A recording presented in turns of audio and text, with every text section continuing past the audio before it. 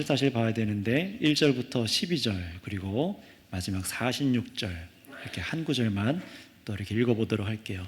먼저 2장 1절부터 12절까지 저 한 절 여러분 한 절 한번 읽어보도록 하겠습니다. 1절부터 보겠습니다. 다윗이 죽을 날이 임박하매 그의 아들 솔로몬에게 명령하여 이르되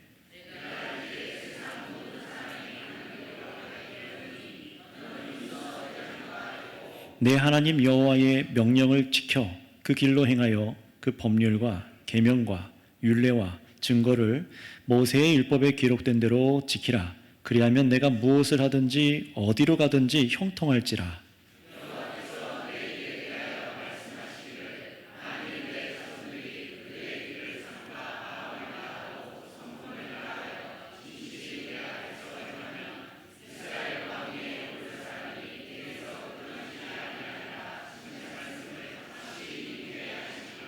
스루야의 아들 요압이 내게 행한 일, 곧 이스라엘 군대의 두 사령관 넬의 아들 아브넬과 예델의 아들 아마사에게 행한 일을 내가 알거니와 그가 그들에게 죽여 태평시대의 전쟁의 피를 흘리고 전쟁의 피를 자기의 허리에 띤 띠와 발에 신은 신에 묻혔으니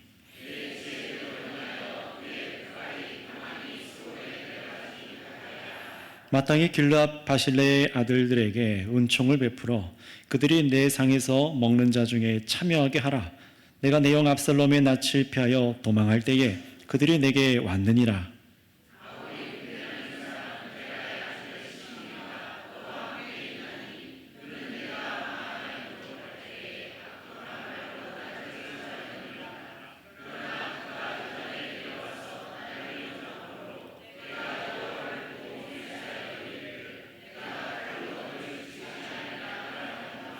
그러나 그를 무죄한 자로 여기지 말지어다. 너는 지혜 있는 사람이므로 그에게 행할 일을 알지니 그의 백발이 피 가운데 수월로 내려가게 하라.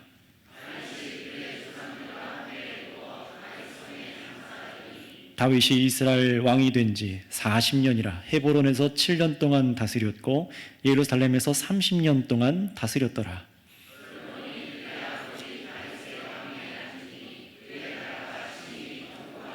자, 마지막 46절을 우리 한 목소리로 같이 읽어볼까요? 46절입니다. 시작.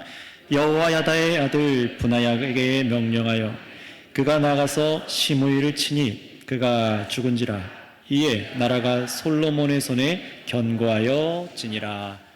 아멘. 오늘은 이 말씀을 가지고 견고한 나라가 되게 하소서라는 제목으로 설교할 때 하나님의 은혜를 붙드시기를 바랍니다. 왜 우리는 포로로 끌려갔는가?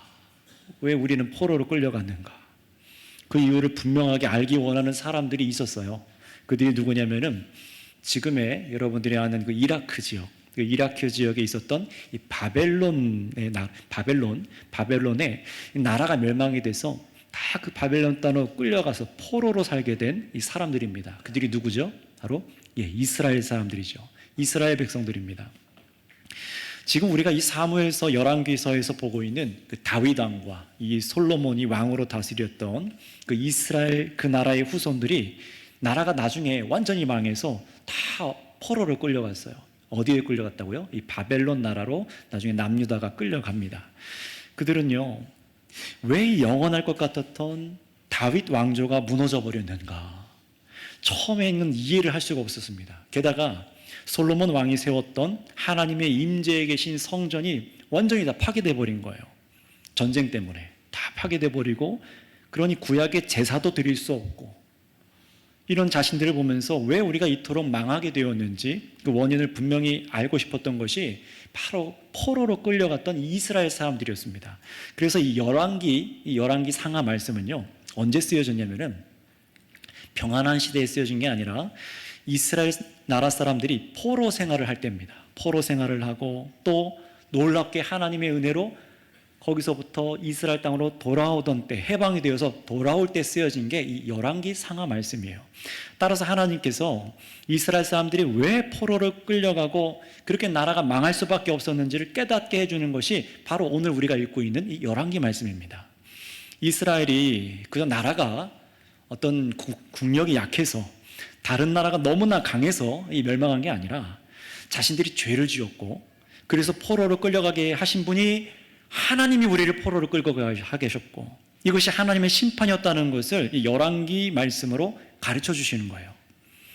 게다가 분명히 망하고 세상에서 사실 없어져야 되거든요. 나라가 한번 망하면은 재건될 수가 없습니다. 그런 이스라엘 사람들이 어떻게 다시금 이스라엘 땅으로 돌아와서 하나님을 예배하고 또 하나님께서 다윗에게 약속한 영원한 왕, 이 다윗의 후손이 세워질 수 있었는지 그 은혜를 발견하게 만드는 책이 이 열왕기 상하 말씀이에요. 자, 그래서 오늘 여러분 오늘 2장 말씀은요, 금방 같이 읽어보셨는데 또 먼저 읽어보신 분들은 아시겠지만 다윗이 이제 죽습니다. 다윗이 나이가 들어서 죽어서 그의 아들 솔로몬이 왕이 돼서 나라를 아주 튼튼하게 세워가는 그런 성공한 그런 이야기들이 오늘 기록되어 있는 것처럼 보여요. 겉으로는 그렇습니다. 하지만 이거 중요합니다. 여기서 사실은 겉으로는 굉장히 강해 보이지만 사실은 이미 솔로몬이 왕으로 다스리기 시작한 처음부터 이스라엘 나라에 금이 가고 있었다는 것을 성경이 보여줄 거예요. 왜 포로로 끌려갔는가?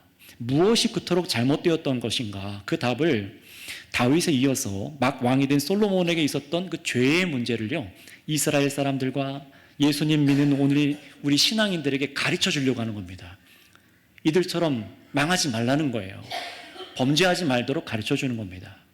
하나님께서 백성들에게 원하시는 것이 진정으로 무엇이었을까? 이스라엘 왕들의 이 400년 걸친 역사가 여기 써 있거든요. 400년 걸친 실패의 오랜 역사를 통해서 하나님께서 가르쳐 주시는 메시지를 우리가 읽어내는 것이 지금 이 열왕기 상하 말씀을 보는 겁니다. 왜 이걸 해야 되냐? 왜냐하면 이스라엘 백성들은요, 포로로 끌려가고 나서야 이제 은혜로 깨달아서 질문하기 시작해요. 하나님이 우리에게 이루어주시려고 하는 구원이 이 이스라엘 나라를 다른 나라보다 잘 살고 강대국으로 만드는 게 그게 구원 아니었나? 물음표가 뜬 거예요. 그렇게 믿고 있었는데 또 하나님께서 원하시는 것이 성전에서 제사하는 것 이거 아니었나? 성전이 사라지고 제사가 없어지고 나서 이제 물음표가 뜨기 시작한 거예요. 이것만이 영원한 것 아니었나? 하나님의 백성이 된다는 것이 무엇인지 아주 새로운 답을 배우게 되는 것이 바로 이 열왕기 상하 말씀입니다. 그래서 오늘날 하나님의 백성으로 살아가는 교회인 저와 여러분들도 하나님께서 예수님을 통해서 세워가시는 하나님의 나라, 어떻게 하나님의 나라를 견고하게 하시는지를 이 말씀에서 구약 성경에서 배우는 겁니다. 하나님께서 원하시는 예배가 무엇인가, 원하는 삶이 무엇인지를 이 말씀에서 배우도록 하시는 거예요. 자, 그래서 여러분 기억해 볼까요? 지난 열왕기상 1장에서 어떤 일이 있었습니까? 하나님께서 세우시는 나라의 왕은 결코 하나님의 약속을 무시하고 스스로 왕이 되려고 하는 사람이 될 수 없다라는 것을 가르쳐 주셨잖아요. 아도니아가 반란을 일으켜서 스스로 왕이 돼서 하나님 말씀을 깡그리 무시하고 왕이 되려고 했을 때 그걸 막아보셨잖아요. 하나님께서요. 하나님께서는요, 나단 선지자와 같이 하나님 말씀을 신실하게 따르는 사람들을 통해서 하나님의 은혜로 솔로몬이 왕이 되게 하신 것을 우리가 보도록 하셨습니다. 자, 그렇다면 여러분 2장에서는 어떤 일들이 기록되어 있어야 될까요? 이제 솔로몬이 왕이 되었으니까 얼마나 강하고 위대한 왕인지 이걸 보여주는 말씀이 되어야겠지만 놀랍게도 여러분 오늘 2장부터 이 다윗의 나라에 이 솔로몬의 나라에 어두운 그림자가 지기 시작하는 것을 우리가 보게 될 거예요. 많은 사람들이 여러분 솔로몬이 나이를 많이 먹고 나서 이 왕으로서 마지막 끝에 가서 죄를 짓고 타락했다라고 그렇게 알고 있는 사람들이 많은데 그렇지 않습니다. 분명히 솔로몬 왕이 다스리는 동안에 이 이스라엘의 12지파죠. 북쪽과 남쪽 포함해서 12지파가 하나가 돼서 점점 다른 나라보다 강대해지고 부강해지고 엄청나게 견고한 나라가 되는 건 사실입니다. 하지만 성경은요, 이스라엘이 나중에 하나님께 심판받아서 멸망당하고 포로로 끌려갈 수밖에 없었던 이유가 이 솔로몬의 첫 행동, 다스리는 행동부터 문제가 있었다는 것을 보여줄 거예요. 그렇다면 여러분 무엇이 문제였을까요? 우리도 새겨서 봐야 될 건데 하나님께서 그래서 세워놓으신 기준을 먼저 우리가 알아야 됩니다. 먼저 우리 1절부터 4절까지 솔로몬과 또 뒤에 이어지는 왕들이 어긴 하나님의 기준이 무엇이었는지를 우리 한번 천천히 1절부터 4절까지 말씀을 한번 읽어볼게요. 시작. 다윗이 죽는 날이 임박하매 그의 아들 솔로몬에게 명령하여 이르되 내가 이제 세상의 모든 사람이 가는 길로 가게 되었노니 너는 힘써 대장부가 되고 내 하나님 여호와의 명령을 지켜 그 길로 행하여 그 법률과 계명과 율례와 증거를 모세의 율법에 기록된 대로 지키라. 그리하면 내가 무엇을 하든지 어디로 가든지 형통할지라. 여호와께서 내 일에 대하여 말씀하시기를 만일 내 자손들이 그들의 길을 삼가 마음을 다하고 성품을 다하여 진실이 내 앞에서 행하면 이스라엘 왕위에 오를 사람이 내게서 끊어지지 아니하리라 하신 말씀을 확실히 이루게 하시리라. 아멘. 자, 여러분 수요일 날 여호수아서 말씀을 듣고 계신 분은 아시겠지만 이 2절부터 4절은요, 이 모세가 출애굽했던 그 모세가 후계자 여호수아에게 했던 말과 굉장히 비슷한 말을 지금 똑같은 유언을 하는 거예요. 다윗 왕이 이제 아버지가 아들 솔로몬에게 이제 유언을 주는 거죠. 근데 그 유언의 첫 번째가 뭐라고요? 2절에 보세요. 다윗이 말하죠. 이제 내가 세상 모든 사람이 가는 길로 가게 되었노니 라고 먼저 말을 꺼냅니다. 죽음을 말하는 거예요. 죽어서 몸은 흙으로 돌아가고 영혼은 하나님께로 가는 길은 이 세상 누구도 어떤 사람도 피할 수 없는 길이죠. 그래서 다윗은요, 자기가 죽는 순간에도 죽음을 두려워하거나 지금 무서워하지 않습니다. 내가 다른 사람들이 다 가는 길로 가는 거야 라고 아들한테 얘기하는 거예요. 사람들이 다 가는 길이라는 것이죠.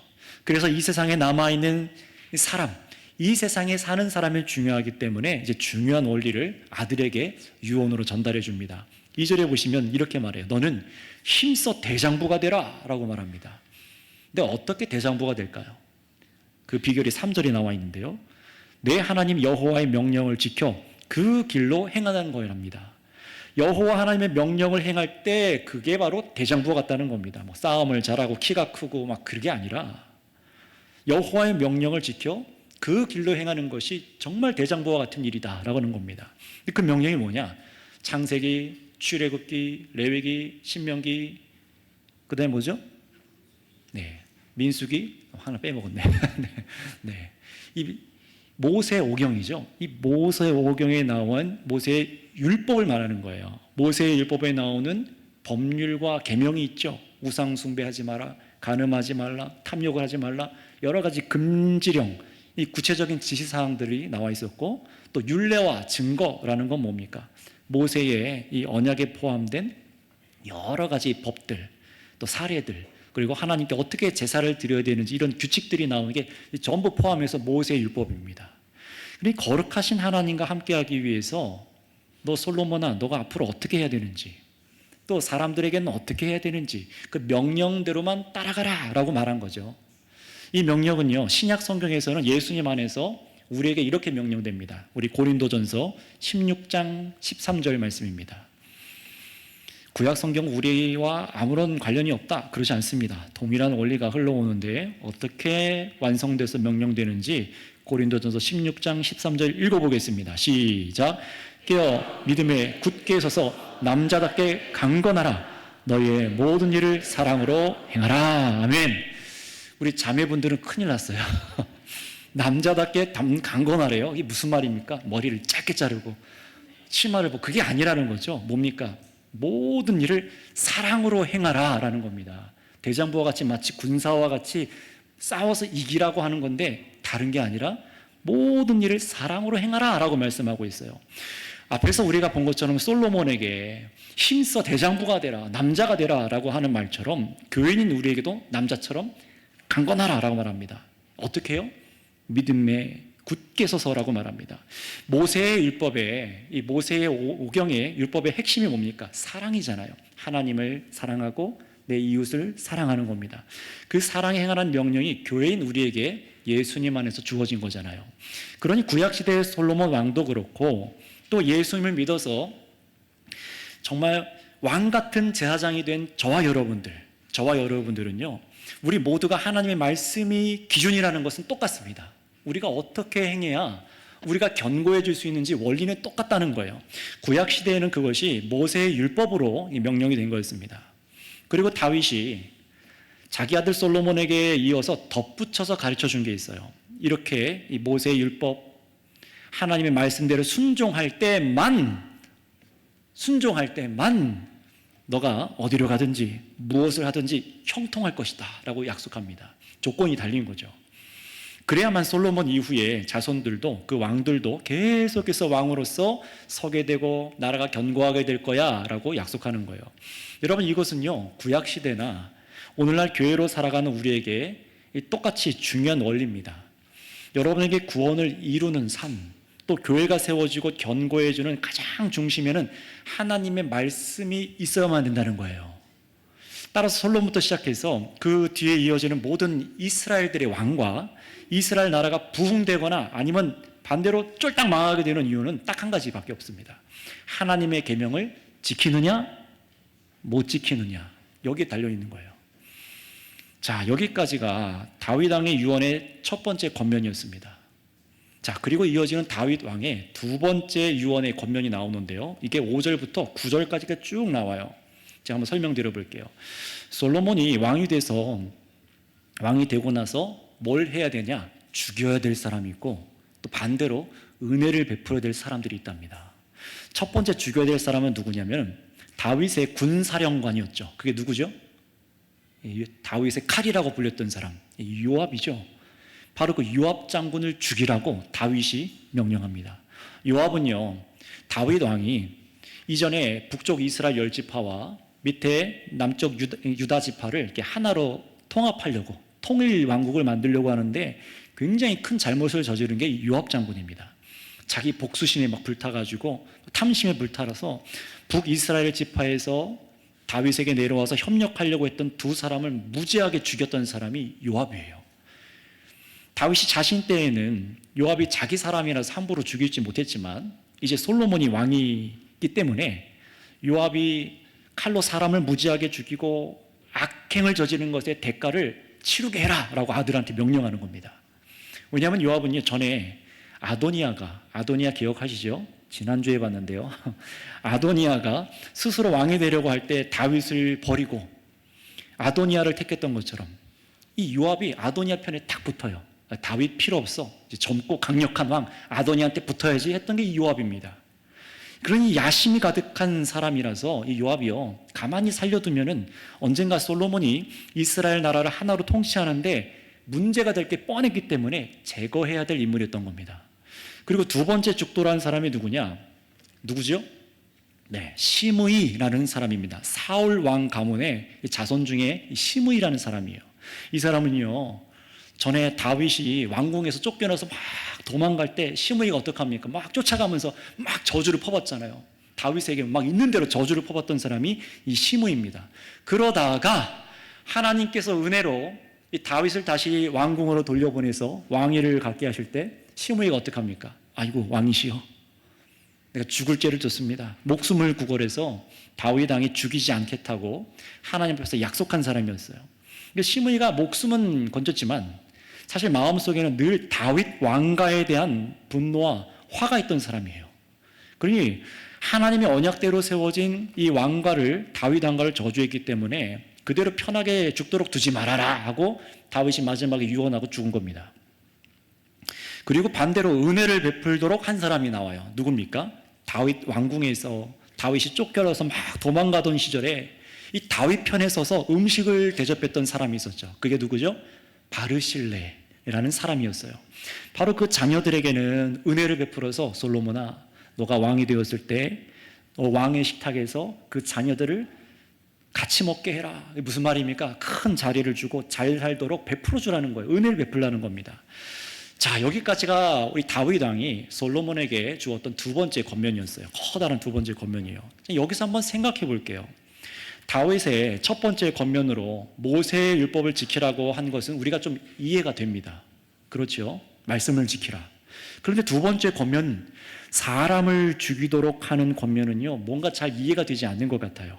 언뜻 보면은 이 범죄한 사람들을 마땅히 심판하라고 하는 것 같기도 하고, 또 솔로몬이 다스리는 동안 나라의 방해가 될 수 있는 인물들이니까 미래의 나라의 안전을 위해서 문제가 생기지 않도록 미리 제거해라 라는 이런 정치적인 것으로도 읽힐 수도 있습니다. 아버지 왕이요, 아들을 생각해서, 아들의 나라를 생각해서 해줄 수 있는 권면은 맞습니다. 자, 그렇다면 여러분, 여기서 이 다윗의 두 번째 권면은 과연 괜찮은 것이었을까요? 다윗은 솔로몬이 다스리는 이스라엘 나라가 내부의 이 나라 안에 적이 없도록, 그래서 견고한 나라가 되도록 하는 마음에서 이런 권면을 했지만 과연 옳은 것이었을까라는 의문이 지금 듭니다. 왜냐하면 성경은요, 다윗이 솔로몬 나라를 위해서 이 해준 권면이 무색하게, 누구를 죽여라 누구를 죽여라는 이 권면이 무색하게 12절에, 오늘 본문의 12절에 아주 중요한 말씀을 성경에 해주고 있기 때문에 그렇습니다. 우리 다 같이 12절 말씀 읽어보도록 하겠습니다. 시작. 솔로몬이 그의 아버지 다윗의 왕위에 앉으니 그의 나라가 심히 견고하니라. 아멘. 이 12절에 동그라미를 쳐놓으세요. 그의 나라가 심히 견고하니라. 솔로몬의 나라가 심히 견고했대요. 다윗이요, 40년 동안 이스라엘을 다스리고 이제 죽어서 다윗 성에 안장됩니다. 그리고 나서 솔로몬이 아버지 다윗 왕에 이어서 왕의 자리에 앉았는데 뭐라고요? 성경이 뭐라고 합니까? 그의 나라가 심히 견고했더라. 그냥 견고했다가 아니라 심히 견고했대요. 네, 따라하시는 분들이 계신, 심히 견고했대요. 이스라엘 나라가 견고해졌다, 이 말은 뭡니까? 나라 안에도 나라 바깥에서도 이 이스라엘 나라를 무너뜨릴 만한 위협이 없다는 말입니다. 그런데 사실 막 솔로몬이 다윗에 이어서 왕이 되었을 뿐인데 그의 나라가 아주 견고해졌다라고 지금 성경이 선언하고 있는 거예요. 아니 뭐 벌써 솔로몬이 나가서 다른 나라랑 싸워가지고 견고해진 것도 아니고, 뭐 다윗이 말한 대로 내부에 있는 적들을 다 제거해서 견고해진 것도 아닌데 벌써 견고해졌답니다.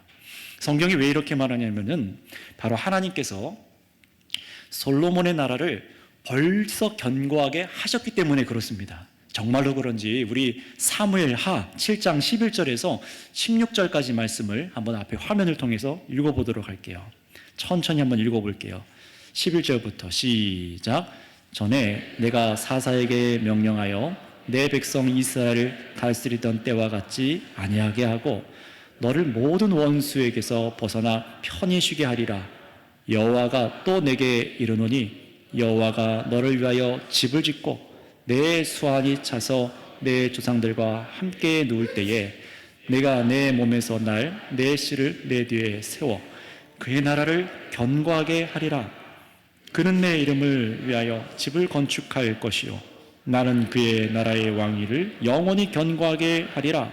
나는 그에게 아버지가 되고 그는 내게 아들이 되리니 그가 만일 죄를 범하면 내가 사람의 매와 인생의 채찍으로 징계하려니와 내가 내 앞에서 물러나게 한 사울에게서 내 은총을 빼앗은 것처럼 그에게서 빼앗지는 아니하리라. 내 집과 내 나라가 내 앞에서 영원히 보존되고 내 왕위가 영원히 견고하리라. 쳤다 하라. 아멘.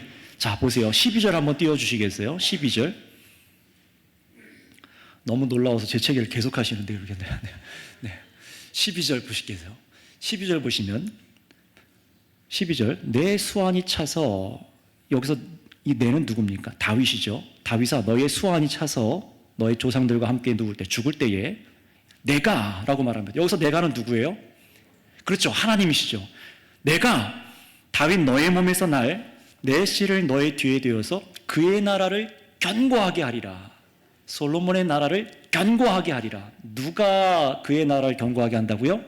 예, 하나님이요. 그리고 13절 볼게요. 13절에도 그는 내 이름을 위하여 집을 건축할 것이요. 성전을 말하는 거예요. 솔로몬이 하나님의 이름을 위해 성전을 건축할 거래요. 그래서 보면은 계속 13절에 나는 그의 나라 왕위를 영원히 견고하게 하리라. 누가 솔로몬의 왕위를 견고하게 해요? 예, 하나님이시죠. 세 번째 15절 보겠습니다. 15절 내가 내 앞에서 물러가게 한 사울 왕에서 은총을 빼앗은 것처럼 솔로몬한테는 그렇게 안 할 거야. 솔로몬이 잘못은 해도 사울처럼 멸망시키진 않을 거야. 그리고 16절 맨 끝에 뭐라고 말합니까? 16절 끝에 내 왕위가 영원히 견고하리라 이렇게 말합니다. 누가 견고하게 하시는 거예요? 하나님이시죠. 그러니 여러분 다시 본문으로 돌아오셔서 솔로몬이 왕이 되자마자 그 나라가 견고한 게 누구 때문입니까?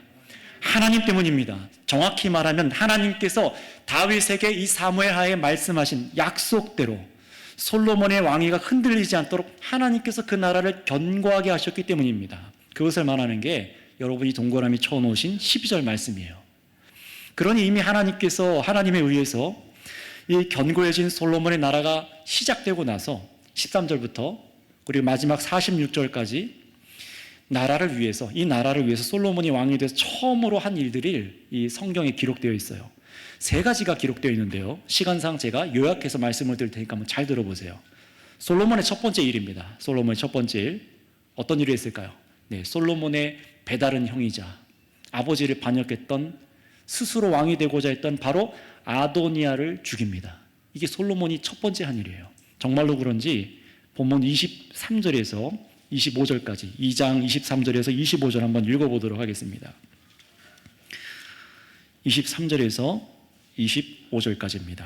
시작. 여호와를 두고 맹세하여 이르되 아도니아가 이런 말을 하였은즉 그의 생명을 잃지 아니하면 하나님은 내게 벌 위에 벌을 내리심이 마땅하니이다. 그러므로 이제 나를 세워 내 아버지 다윗의 왕위에 오르게 하시고 허락하신 말씀대로 나를 위하여 집을 세우신 여호와께서 살아계심을 두고 맹세하노니 아도니아는 오늘 죽임을 당하리라 하고 여호야다의 아들 분하야를 보내매 그가 아도니아를 쳐서 죽였더라. 아멘. 아도니아가요, 이게 좀 약간 멍청한 면이 있는 왕자였거든요. 가만히 있으면 되는데 아버지 다윗 손에 오냐오냐 자라서 이렇게 좀 살이 분별이 안 됐던 것 같아요. 물론 하나님의 역사가 있지만 그 전 앞에서 솔로몬이 어떻게 했습니까? 제단 뿔을 잡고 솔로몬아 나 좀 살려줘 하고 막 빌었던 이 아도니아잖아요. 그래서 아도니아를 솔로몬이 살려줬으면 이 사람 어떻게 됩니까? 집에 가서 얌전히 지내면 되는데 아도니아가요, 전에 아버지 다윗의 첩으로 들였던 그 여인이 있죠. 네, 이름이 뭐죠? 네, 수냄 여인 아비삭. 얼굴이 어땠다고요? 예뻐요. 네, 굉장히 예뻤던 것 같아요. 심히 이뻤다고 합니다. 그 여자를 그 아버지의 첩 그 수냄 여인 아비삭을 나의 아내로 좀 줘라고 아도니아가 그러는 거예요. 당시에 왕의 아내를 다른 사람이 취한다는 것은요, 왕권을 노리는 반역행위로 같습니다. 그런데 이 아도니아가 아무리 어리숙해도 그렇지 이 일이 죄가 된다는 걸 몰랐을까요? 알았어요.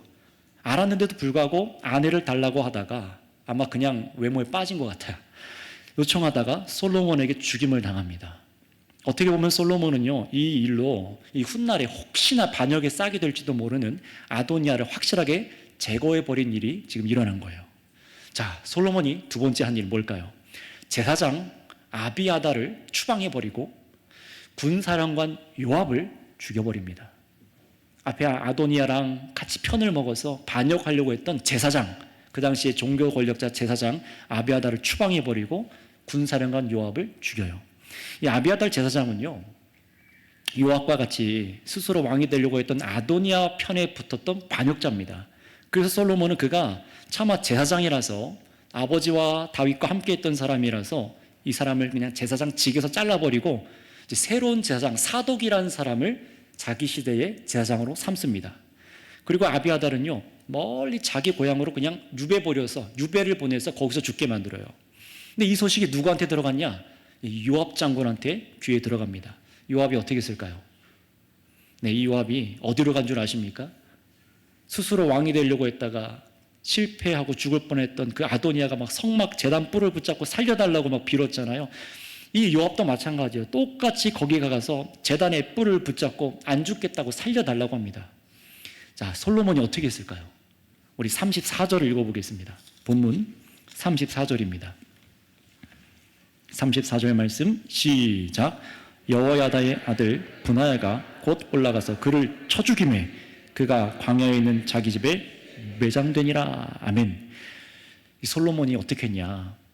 제단불을 붙잡고 살려달라고 하고 있는 요압을요, 사람을 보내서 가서 그 자리에서 쳐서 죽여버립니다. 이 일로 요압이 다른 사람을 칼로 죽였던 이 요압이요, 자기도 칼로 맞아 심판당하는 것을 보여주는 것이에요. 동시에 이건 뭐냐, 앞으로 솔로몬에게 반역할 사람이 사라진 거니까 솔로몬과 이스라엘 나라가 견고해진 일이기도 합니다. 자, 그런데 사실 여러분 여기서 조금 깊이 아는 사람들은 알겠지만 솔로몬 여기서 계명을 어겼어요. 출애굽기에 보면은 제단의 뿔을 잡는 사람은 큰 죄가 아닌 이상 재판을 받게 하거나 살 기회를 줘야만 했습니다. 만약에 죽여야 될 정도라면, 그 정도 나쁜 사람이라면 제단 바깥으로 끌어내서 죽여야 됩니다. 하지만 솔로몬은요, 제단의 뿔을 붙잡고 목숨을 구걸한 요압을 그 제단에서 쳐 죽여요. 뭔가 조금 이상하지 않아요? 뭐지? 잘하는 것 같은데 뭐지? 하는 게 물음표가 뜨는 게 지금 당연한 겁니다. 계속해서 36절부터 솔로몬이 이제 마지막 세 번째로 한 일이 기록되어 있어요. 무슨 일을 했냐? 이번에 마지막 죽이라고 했던 사람, 시므이라는 사람을 죽입니다.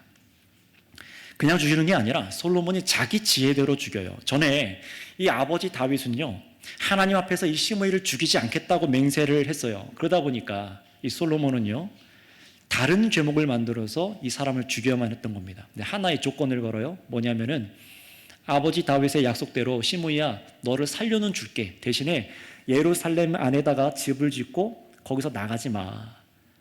가서 너가 만약에 너가 살고 있는 고향, 너네 고향 땅인 곳으로 저 서쪽에 기드론 시내를, 동쪽이죠, 동쪽에 기드론 시내를 넘어가면 넌 죽게 될 거야 라고 조건을 걸어요. 자, 그런데 3년 후에 어떤 일이 일어나냐면 이 시므이가 자기 집의 종들이 저 다른 곳에 있는 가드 땅으로 도망을 가서 잡아옵니다. 예루살렘을 벗어나갔다가 들어온 거예요. 이 소식을 솔로몬이 듣고, 예루살렘을 감히 벗어나? 너 나랑 약속했잖아 하고 가서 시므이를 죽여버려요. 이것도 좀 이상합니다. 분명히 솔로몬은 동쪽에 있는 기드론 시내를 벗어나면 죽이겠다라고 약속했는데 시므이는요, 지금 서쪽에 있는 가드 땅에 잠시 다녀온 거예요. 그러니 시므이는 예루살렘을 나가서 저 동쪽 기드론 시내만 안 넘어가면 되겠지라고 생각했던 것 같아요. 그러니 쉽게 서쪽 가드 땅으로 휙 갔다 온 거죠. 근데 솔로몬은요, 마치 예루살렘에서 나간 것을 강조하고 나서 어떤 변명도 이 사람한테 들어보지 않고 46절에 보면은 솔로몬 왕이 새로운 군사령관 브나야에게 명령해서 시므이를 쳐 죽이도록 합니다. 그 자리에서 죽어버려요.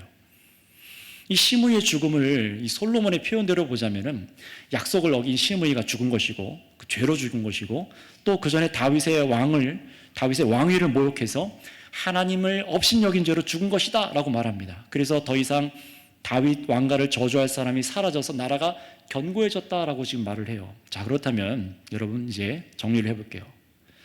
솔로몬 왕이 이 왕이 되자마자 이렇게 한 일을 성경이 뭐라고 평가할까요? 우리 마지막 46절을 천천히 한번 읽어볼게요. 마지막에 강조점이 있는데 우리 46절을 동그라미 쳐놓고 한번 12절과 비교해가면서 한번 읽어보도록 할게요. 46절입니다. 시작. 여호야다의 아들 분야에게 명령하매 그가 나가서 시므이를 치니 그가 죽은지라. 이에 나라가 솔로몬의 손에 견고하여 지니라. 아멘. 뭐가 좀 이상하죠? 나라가 견고해졌다라고 해요. 성공한 거잖아요. 솔로몬 성공한 왕 같아요. 나라를 견고했으니까 성공한 거잖아요. 좋은 거 아닙니까? 나라의 적이 될 만한 사람들, 하나님께서 복 주시기로 약속한 다윗 왕권에 도전하는 사람들을 싹 제거했으니 나라가 견고해진 겁니다. 이스라엘 북쪽, 남쪽으로 총 12지파를 솔로몬이 하나의 왕국으로 다스리는데 더 이상 적이 없는 것 같아 보이니까 견고해진 것 같아 보여요. 그런데 성경은 여기서 분명히 강한 어조로 표현한 것이 있습니다. 나라가 누구의 손에 의해 견고해졌다고 말씀하지요? 네, 솔로몬의 손에 의해 견고해졌다라고 성경이 평가합니다. 12절과 다른 거예요. 12절에는 아까 본 것처럼 하나님의 은혜로, 다윗의 은혜 때문에, 언약 때문에 나라가 이미 견고해졌는데 솔로몬은 이 한 일이 자기의 손, 솔로몬의 손에 의해서 견고해졌다라고 성경이 평가합니다. 이것은요, 칭찬이 아니에요. 솔로몬의 업적을 칭찬하는 말씀이 아닙니다. 분명히 이미 12절에 솔로몬의 나라는 하나님의 은혜로 심히 견고한 상태였습니다. 이미 견고했어요. 다시 말하면 다윗이 죽이라고 한 사람들과 그래서 솔로몬이 죽인 사람들이 살아있어도 나라는 견고했다는 겁니다. 안 죽였어도 견고했다는 겁니다. 그럼에도 솔로몬은 여전히 인간적인 연약함이 있는 다윗 왕권의 그 말년과 권면과 또 나라를 위해서 솔로몬이 자기 지혜로 처음 왕으로서 한 일이 사람을 죽이는 일부터 시작한 거예요. 사람을 죽여서 나라의 적이 될 만한 사람을 제거해서 솔로몬 손으로 나라를 견고하게 만든 겁니다. 심지어 아버지 다윗이 명하지도 않은 아도니아를 죽이고 아비아달 제사장을 추방해 버렸어요. 성경은 지금 솔로몬이 왕이 되자마자 하나님의 은혜로 나라를 견고하게 해주신 것을 가졌음에도 자신의 손으로 나라를 견고하게 만들었다라고 성경이 평가하는 겁니다.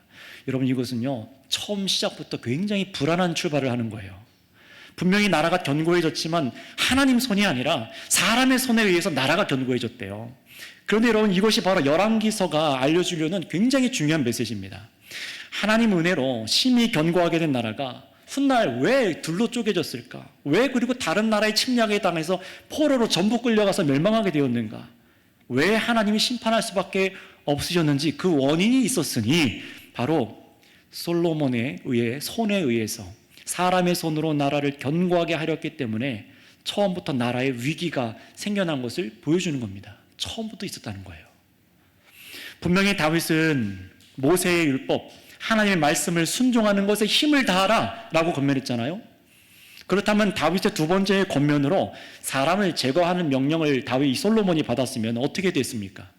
아버지가 한 권면이 하나님의 말씀의 뜻에 맞는지 하나님께 구했어야죠. 근데 그런 장면이 2장에 나옵니까? 안 나옵니다. 한 절도 안 나와요. 솔로몬이 하나님께 물었더라 라고 말씀이 한 구절도 안 나옵니다. 오직 솔로몬이 자신의 지혜로 이것이 하나님을 위한 일이라며 나라의 정적을 제거해서 자기 손으로 나라를 견고하게 만듭니다. 그렇다면 어떻게 됐을까요? 곧장 하나님께서 회초리를 들어서 심판했을까요? 그렇지 않았습니다. 당분간 계속해서 이스라엘 나라가 솔로몬의 통치 때에 멸망하지 않고 또 부강해져요. 더 강력해져요.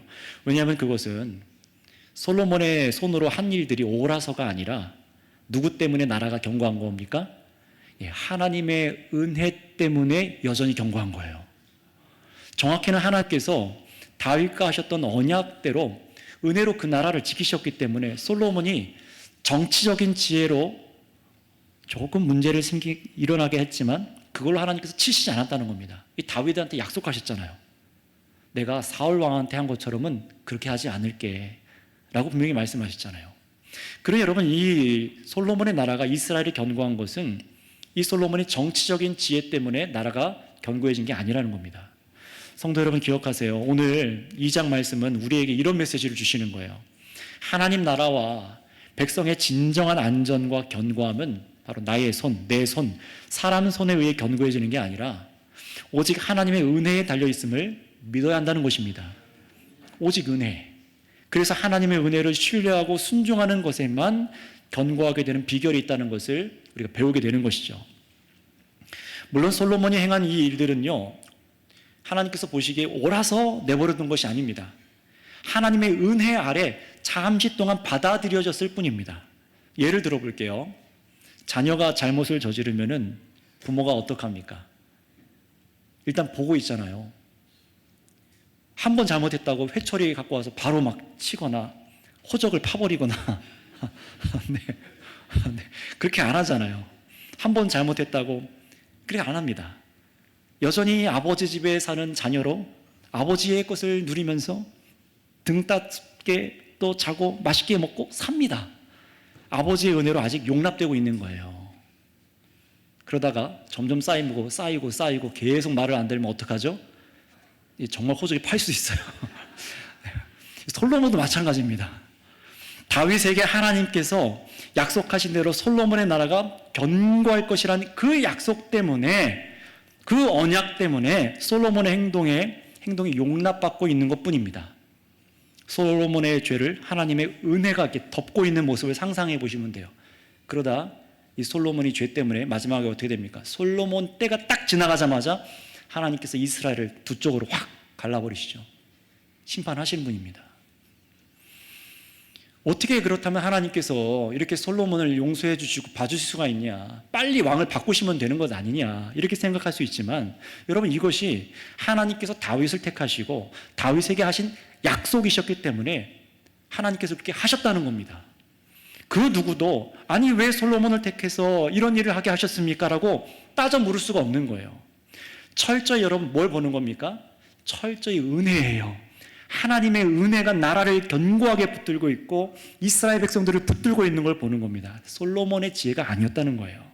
철저히 하나님의 주권을 우린 여기서 봅니다. 그래서 성도 여러분, 우리도 마찬가지입니다. 무엇이 우리를, 저와 여러분들을 견고하게 합니까? 무엇이 여러분의 인생을 견고하게 하고 무엇이 교회와 앞으로 하나님의 나라를 견고하게 하겠습니까? 우리의 손이 아닙니다. 여러분의 손이 아닙니다. 내 손이 아니라는 거예요.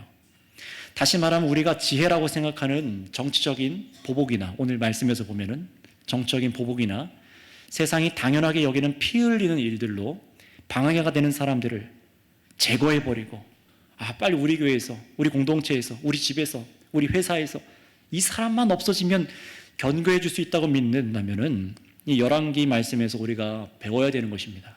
그게 아니라고요. 다윗이 오직 모세의 율법을 지켜서 순종하라고 했습니다. 물론 솔로몬도 정말 그렇게 하기를 애쓴 왕이지만 조금씩 금이 가기 시작하는 거예요. 그 의지와 결단에 금이 가고 하나님께서 맡기신 나라를 견고하기 위해서 이렇게 하면 되지 않을까라고 생각한 솔로몬의 지혜와 행동이 다른 길에 발을 들여놓기 시작한 것이 된 겁니다. 그렇다면 여러분, 오늘 말씀 맨 처음에 다윗이 처음 솔로몬에게 준 조건을 한번 생각해 보세요. 이 율법, 모세의 율법 지키면 복이지만 사실 엄청나게 무섭고 두려운 거잖아요. 게다가 다윗 왕도 솔직히 다 순종하지 못했습니다. 그리고 솔로몬도 마찬가지예요. 사람은 누구에게도, 그 어떤 누구도 온전하게 율법을 지킬 수가 없습니다. 그러니 솔로몬 후대의 왕들도 열심을 내야 되는 것은 이 율법에 순종하는 것도 해야 되지만 철저히 무엇에 기대야 되는 것일까요? 하나님의 은혜죠. 하나님의 언약에 기대야 되는 겁니다. 하나님의 은혜에 기대야 되는 거예요.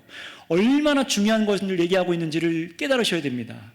내가 이 율법들을 다 순종하지 못하는 죄인입니다 라는 것을 인정하고 오직 하나님이 다스려 주시기를, 하나님의 손을 의지해야 되는 것이 왕들이 해야 될 일이고 교회인 우리가 해야 될 일이라는 것이에요. 우리의 일입니다. 여러분은 이미 하나님의 은혜로 안전하다는 것을 믿으십니까? 아멘. 하나님의 은혜로 안전합니다. 하나님의 나라는 우리 손으로 견고해지는 것이 아니라 하나님의 사랑, 곧 예수 그리스도의 십자가의 은혜로, 성령의 다스리는 하나님의 은혜로 이미 견고한 줄 믿습니다. 그렇다면 인정해야 될 것이 있어요. 지금껏 저와 여러분들이 손으로 한 일들이 옳은 일들이었어서, 저와 여러분들이 선택한 그 결단들이 옳은 일이었어서 지금의 내가 있고 교회가 있고 가정이 있는 것이 아니라는 거예요. 이 모든 것은 우리를 택하신 예수님의 사랑과 은혜 때문이었음을 인정하고 겸손하게 주님을 찬양하시길 바랍니다. 철저히 주님의 은혜입니다. 그러니 여러분, 교회와 여러분 삶이 앞으로 누구의 손에 의해 견고해지도록 여러분 하시겠습니까? 하나님의 손이죠. 그렇기 때문에 우리 기도하셔야 되는 거예요.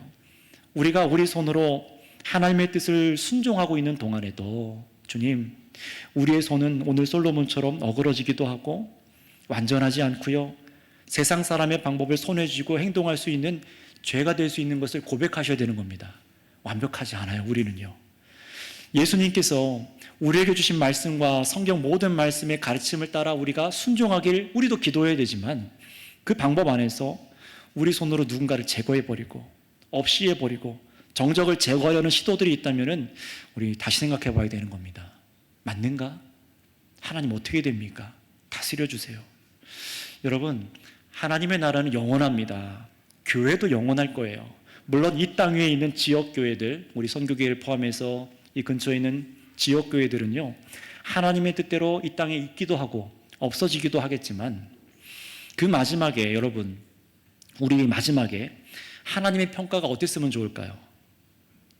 너희 선교교회 공동체는 너희 손으로 교회와 하나님 나라를 견고하겠다라는 그런 평가를 듣고 싶으십니까? 아니면은 하나님의 은혜로 견고해졌다, 그 은혜를 붙들고 신뢰해서 견고해졌다라는 평가를 듣고 싶으십니까? 두 번째죠. 여러분, 우리 모두가 하나님께서 견고하게 하셨다는 평가, 정말 그 자랑만이 우리 가운데 있기를 소망하고 살아가시기 바랍니다. 여러분, 이 시간 함께 찬양할게요.